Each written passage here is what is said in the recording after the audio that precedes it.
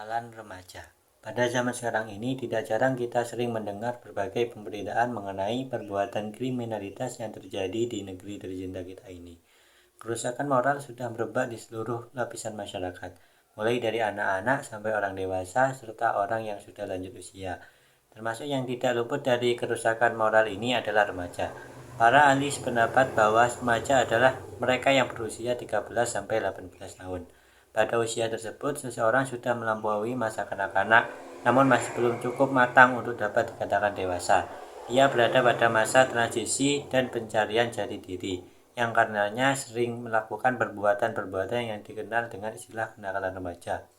Istilah kenakalan remaja dalam bahasa Inggris dikenal dengan nama juvenile delinquency. Secara etimologis dapat dijabarkan bahwa juvenile berarti anak, sedangkan delinquency berarti kejahatan, sehingga pengertian juvenile delinquency adalah kejahatan anak atau bisa disebut juga kenakalan remaja.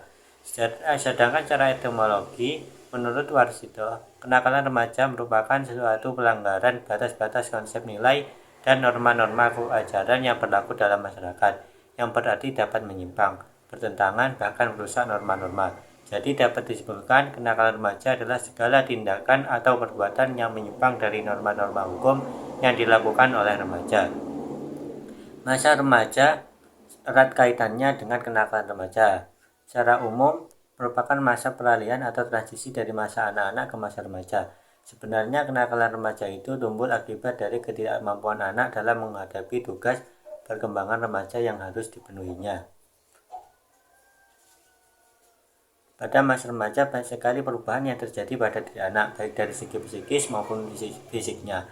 Dalam segi psikis banyak teori-teori perkembangan yang memaparkan ketidakselarasan, gangguan emosi, dan gangguan perilaku sebagai akibat dari tekanan yang dialami remaja karena perubahan-perubahan yang terjadi pada dirinya maupun akibat perubahan pada lingkungan. Jika tidak diwaspadai, perubahan-perubahan psikis yang terjadi sebagai tugas perkembangan remaja itu akan berdampak negatif pada remaja.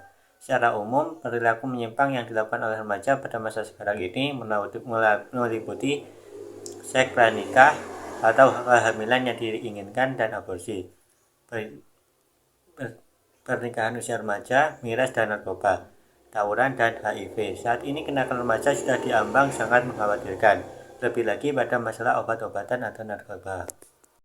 B. Bimbingan konseling Islam dalam penanganan kenakalan remaja. Masa remaja merupakan periode kehidupan yang belum matang antara masa kanak-kanak dan masa dewasa, di mana status sosialnya belum diakui oleh masyarakat sebagai seorang dewasa penuh dan masih diwarnai oleh sifat hidup kekanak-kanakan. Keresahan dan guncangan hati yang ada pada remaja mendorongnya untuk berperilaku memberontak terhadap lingkungan sekitarnya. Kenakalan-kenakalan remaja saat ini semakin meningkat dan semakin beragam, namun perlu disadari bahwa kenakalan-kenakalan yang ditimbulkan remaja bukan hanya tanggung jawab remaja itu sendiri, akan tetapi juga merupakan tanggung jawab orang-orang di sekitar mereka. Orang tua dan guru juga merupakan penanggung jawab dalam penanggulangan kenakalan remaja. Namun terkadang masalah-masalah yang dialami remaja tidak cukup hanya diselesaikan oleh orang tua ataupun guru yang mengajar di kelas saja. Akan tetapi perlu penanganan konselor melalui program bimbingan konseling Islami. Bimbingan konseling Islami dapat digunakan sebagai salah satu cara dalam penanganan kenakalan remaja. Dalam proses bimbingan konseling Islam, remaja tersebut akan diberikan arahan untuk menjalankan kehidupannya sesuai dengan norma-norma agama. Nantinya, konselor juga akan membantu remaja memecahkan masalah yang dihadapi secara bijaksana. Dengan bantuan ini diharapkan dapat menghilangkan kebiasaan-kebiasaan buruk dan sikap hidup yang menjadi sumber timbulnya kenakalan pada remaja. Tujuan bimbingan konseling Islam bukan hanya sekedar agar remaja yang melakukan kenakalan bisa keluar dari masalahnya saja, tetapi lebih jauh dari itu agar remaja tersebut juga memiliki kesadaran tentang tugas dan fungsinya sebagai makhluk Allah, yang pada akhirnya ia bisa selamat dan bahagia baik di dunia maupun Rapat BKPI dalam kenakalan remaja. Bimbingan konseling Islam dapat diterapkan dalam menangani kenakalan remaja pendekatan yang berbasis nilai-nilai Islam.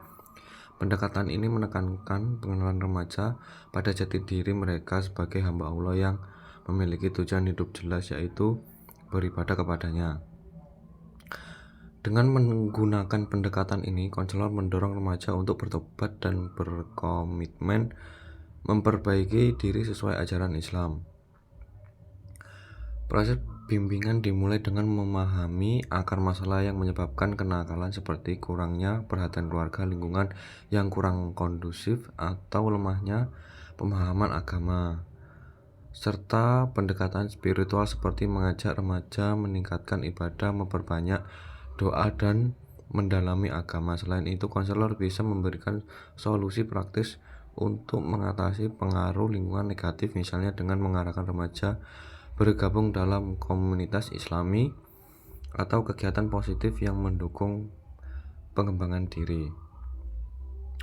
D. Bentuk kenakalan remaja yang sering terjadi di masyarakat. Kenakalan remaja adalah tindakan yang melanggar norma sosial, agama, dan hukum yang dilakukan oleh remaja. Beberapa bentuk kenakalan remaja yang umumnya terjadi di masyarakat yaitu meliputi penyalahgunaan narkoba, pergaulan bebas, bolos sekolah, kejahatan kecil, kecanduan media digital.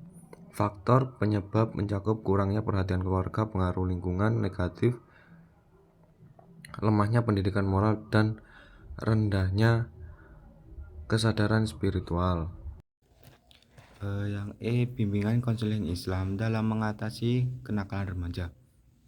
Bimbingan konseling Islam berperan penting dalam membantu kenakalan remaja melalui pendekatan spiritual yang berlandasan seperti nilai Islam. Yang pertama yaitu memberikan pemahaman nilai-nilai Islam, yang artinya membantu memahami pentingnya kehidupan sesuai dengan ajaran Islam untuk kepribadian yang lebih baik. Yang kedua yaitu mengubah pola pikir. Maksudnya yaitu membimbing remaja agar memiliki pikiran yang positif, tidak mudah terpengaruh lingkungan negatif, dan mampu menyelesaikan masalah dengan bijak.